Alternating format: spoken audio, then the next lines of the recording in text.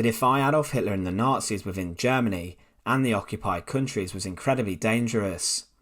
The Nazis dealt with acts of resistance extremely brutally, with savage reprisals often resulting in the executions of those brave enough to speak out against Hitler. One man who did this was Dietrich Bonhoeffer, a Lutheran pastor who was a constant thorn in the side of the Nazis. However, despite being a religious man and being involved in the church, he incurred the brutal wrath of the Gestapo and the SS. So join us today as we look at the brutal execution of Dietrich Bonhoeffer, and remember to support our channel, please make sure to subscribe. Dietrich Bonhoeffer was born on February 4th, 1906, and was one of 8 children. His father was a famous psychiatrist and neurologist, and his mother was a teacher. He received a high level of education and was a very curious child, and he later completed a degree and masters at the Protestant Faculty of Theology at the University of Tübingen. He was too young at the time to become a priest, so aged 24 he travelled to America to complete a teaching fellowship. He met with many different priests who later influenced his teachings during this time, and he began to see life from a different perspective of those who suffered from oppression.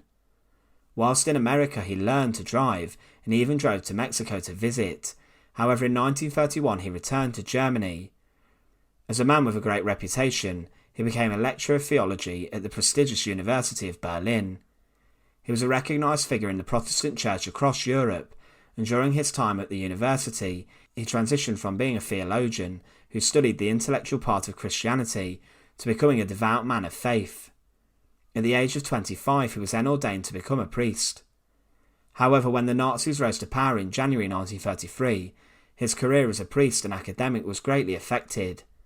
He opposed the regime from the very start, and even 2 days after Hitler became Chancellor, Bonhoeffer made a radio speech against Hitler and was cut off the air. He became a very outspoken member of the church against the Nazis, and he began to encourage non-Nazi officials to take places of power inside of the church. The Nazis rigged the church elections to instill their power onto the religious body in Germany. Bonhoeffer outright opposed the persecution of the Jews too, from the very start, but Hitler's politics kept trying to interfere, for example with Aryan passages being placed into the German Bible. Because of these changes, other figures such as Martin Niemöller took action as he founded the Pastors' Emergency League, and the numbers of this opposition group grew against the Nazis. This group was the foundations of the Confessing Church, a church in Germany that aimed to continue with traditional Christian practices and beliefs, rather than the ones influenced by the Nazis. Bonhoeffer then in 1933 left Germany to work in London, and he believed it was right for him to go, for a while, into the desert, running away from the battles in religion against the Nazis. Bonhoeffer was accused of abandoning the fight against the Nazis. However, he travelled to London to help gather support for the Confessing Church. He rallied people to oppose the Nazi changes to the church or the Deutsche Christian movement, and he then later was even offered a chance in 1935 to study non-violent protesting with Gandhi inside of his ashram. In 1936 he was sacked from his position as a lecturer at the University of Berlin, and he was labelled an enemy of the state. Bonhoeffer continued to preach underground sermons, and it became dangerous to be associated with him. Himmler by summer 1937 had declared the church illegal, and that its education was illegal, and the Gestapo closed down different meetings. Pastors and former students of Bonhoeffer were arrested, and around this time he published a well-known book. Bonhoeffer then travelled around for 2 years inside German villages, preaching in secret and working illegally in small parishes. It was clear that the Nazis opposed him, and the feeling was mutual. The Gestapo banned him from setting foot inside the German capital in 1938, and further closures meant that Bonhoeffer was a wanted man. He returned to the US in June 1939 after accepting an invite from New York, and he said he could never swear an oath to fight as a soldier with Hitler, as he was siding with the enemy and a man he could never support. However, shortly after leaving for the US, he returned to Germany as he felt guilt at abandoning the German cause. Whilst back home, he was harassed by the Nazis and was banned from public speaking, and he had to report to the Gestapo every now and then to tell them what he was doing. He did join the Abwehr, the German military intelligence organisation led by Wilhelm Canaris, and he would be used as an agent to pass on information. The Abwehr itself was later involved in plots to overthrow Hitler, and Bonhoeffer had heard talks about a possible conspiracy to get rid of the Führer. Whilst working for the Abwehr, Bonhoeffer worked as a courier for the German resistance, liaising with the Western Allies to gather support and to possibly secure peace with the Allies for a government after Hitler's demise. He visited different countries within his job in the Abwehr and also got engaged. There was a large age gap between him and his fiancée Maria, with her being 18 and he being 36. However, on the 5th of April 1943, Bonhoeffer was arrested by the Gestapo. For a year and a half he was imprisoned at Tegel prison for his trial, and he continued to reach out to various religious groups, prisoners and even the guards. Some guards did smuggle letters out of prison for him, and one guard even planned to help him escape from prison and to help him disappear. However, Bonhoeffer turned this offer down, assuming that the Nazis would execute his family if he accepted.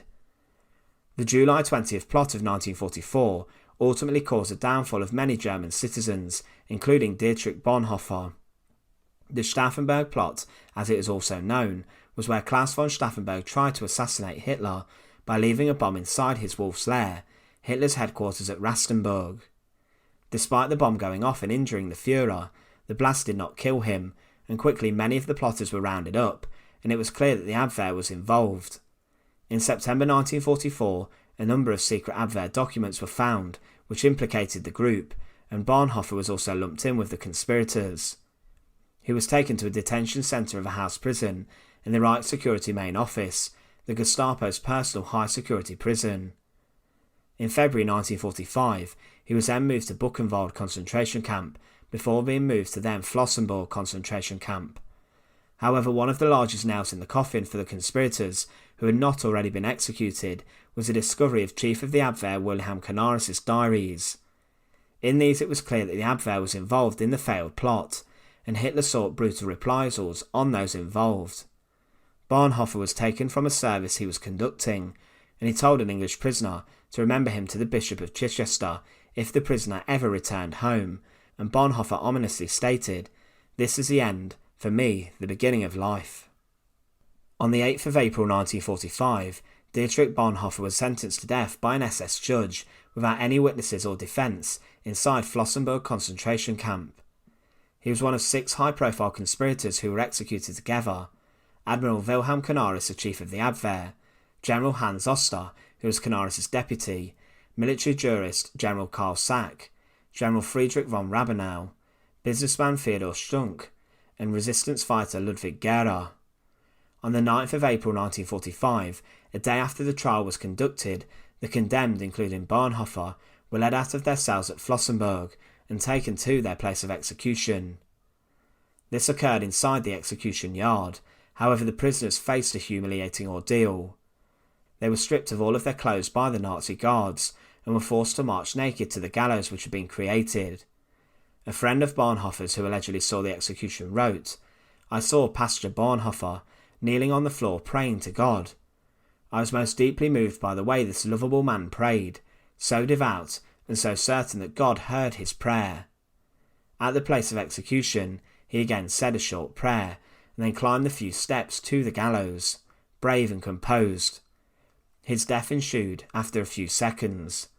In almost 50 years that I worked as a doctor, I have never seen a man die so entirely submissive to the will of God. With this account, it's considered that Bonhoeffer submitted to the guards in his final moments were very peaceful before he was executed. However, other sources say that the time of Bonhoeffer's execution took around 6 hours to be completed. This is because it's considered that the Nazi officials kept torturing the prisoners by hanging them until almost dead, reviving them and then continuing their ordeal again. It has also been questioned that the gallows used had no steps, and that the practice of reviving prisoners after they were hanged and almost dead was common with political prisoners to prolong their agony. It's not known what happened to Dietrich Bonhoeffer's remains, and they may have been cremated or placed in a mass grave by American troops once they had interred the unburied dead who had been abandoned at the camp.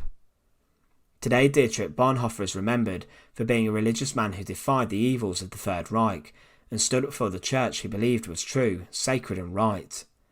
Today in Westminster Abbey, he is commemorated alongside Martin Luther King as a martyr of the 20th century, Within the Church of England, the 9th of April is remembered as a day for his commemoration.